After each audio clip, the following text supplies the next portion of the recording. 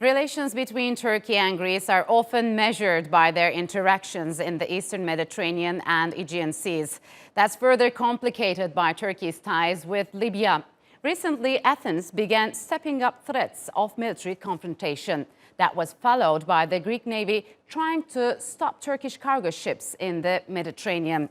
And to discuss where this round of tensions between Ankara and Athens could be heading, I'm joined from Washington, D.C. by Ali Demirdas, a political analyst and a contributor to the National Interest and Fair Observer.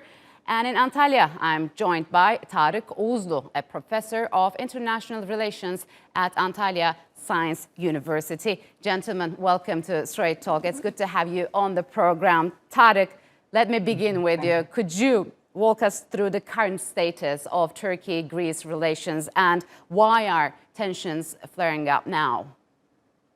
Thank you for having me in this program. Actually, the picture is quite straightforward to me. There is a kind of ongoing geopolitical rivalry between these two countries in the Eastern Mediterranean region. Actually, everything seems to have started with the discovery of oil and gas deposits in the offshore Cyprus. Actually, Turkey feels that it is being encircled by China and other countries on the coastal area. The Syrians, Egyptians, Israelis, Greek Cypriots, and Greeks are coming together to form a kind of anti-Turkish counter-alliance in the region. And this particular grouping seems to have been supported by some members of the European Union as well. For example, France is taking the leading role here. And high-level American officials are also offering some verbal support to Greek policies in the region. So we are in a very dire situation looking from Turkish perspective. I think the Turkish decision makers have come to the conclusion that something is occurring in the region which is very much against Turkey's national interests. So we have to do something specific. So why Turkey signed a deal with Libya in late 2019? Yes, we're going to get back to that. Yeah. Yes, but as you've mentioned, Greece is supported both by the European Union as well as the United States. So Ali, is there a possibility of two NATO allies engaging militarily? In the past, we had seen some dogfights and interventions both in the sea and air. But what makes it different this time? That's a very good question. Personally, I don't see any type of military engagement between the two NATO allies. There are a couple of reasons for this. First of all, the Greek Navy or the Greek military is no match for the Turkish military, and I don't think the Athens government is going to stumble upon this and engage in an armed conflict with Turkey. It is going to hurt their already flailing economy. And knowing that Athens is not going to start a war or start an attrition with Turkey, I see very little possibility that two countries will go to war against each other over the Eastern Mediterranean. Yes. Second of all, there are two NATO allies. I don't think the NATO members, particularly the United States and the European Union member Germany, will not allow something like this happen in Eastern Mediterranean. It is going to hurt not only the Eastern Mediterranean, but the European Union and the NATO as a whole. Yes. So actually, just to remind our viewers that on June the 6th, Greek defense minister said Greece is ready for military confrontation with Turkey. And AK Party spokesman Ömer Çelik on the 8th of June said such bad jokes will bite you back. So Tarik, brings us back to the East Mediterranean pipeline project. How feasible is this, and can Greece, the Greek Cypriot administration, as well as Israel, excluding Turkey, can press ahead with this so-called pipeline?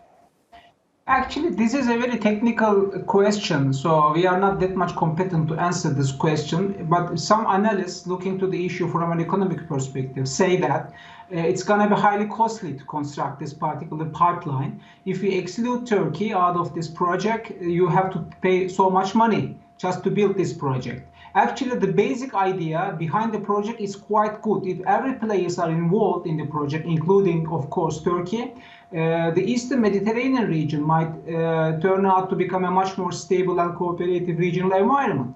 But unfortunately speaking, Turkey seems to be the only player out this particular game. So this is, I think, the main reason why we have been opposing to the construction of this project wholeheartedly. I need to underline this very clearly. Many other analysts are also saying that if you construct this pipeline through Turkish mainline, you will pay less money. So this might also bring Turkey a step closer to the European Union as well. But unfortunately, again, looking to from the European Union perspective, the heavyweights within the EU seem to be behind Greece and Greek Cypriot administration. So it seems to me that even the European Union members do not approach this particular problem from a simple economic perspective. So what they have in mind is to bolster this Greek and Greek Cypriot administration in this region in such a way to have contained Turkey. Unfortunately, I need to underline the fact that as of today, we are very alone in this particular region. Do you believe that Turkey can be contained moving forward? Politically, yes. But I don't know whether it will yield any clear-cut results for the ones who try to contain Turkey. That's another issue. But they are trying to do that. So we are somehow reciprocating to such kind of initiatives. Okay. So may I say something about the point Mr. Demirdas has already made to your first question? Please, very quickly.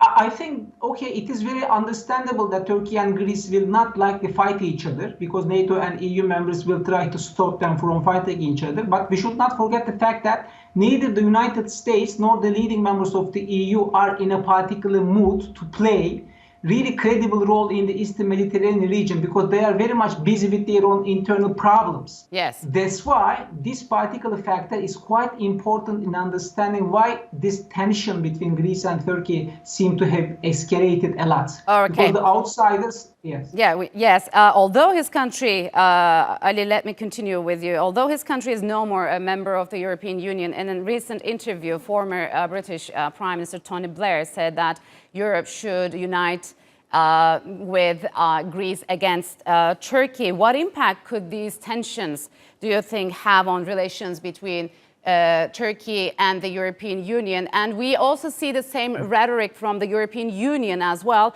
but with excluding Israel, which is neither a EU member. The European Union is not in a position to mount a deterrence against Turkey at the moment. Like my colleague said, Europe is entangled in their internal problems. The social, economic situation in the European Union is not well. They have bigger problems to deal with within their territory, the European Union, than catering to the Greek ambitions in Eastern Mediterranean.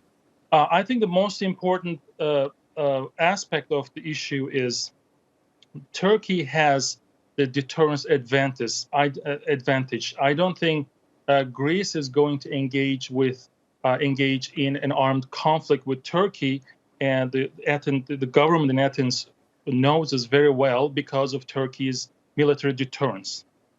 Therefore, this is an important factor that Turkey is going to move ahead with its plans in Eastern Mediterranean without being impacted by the European Union or the NATO members in this matter.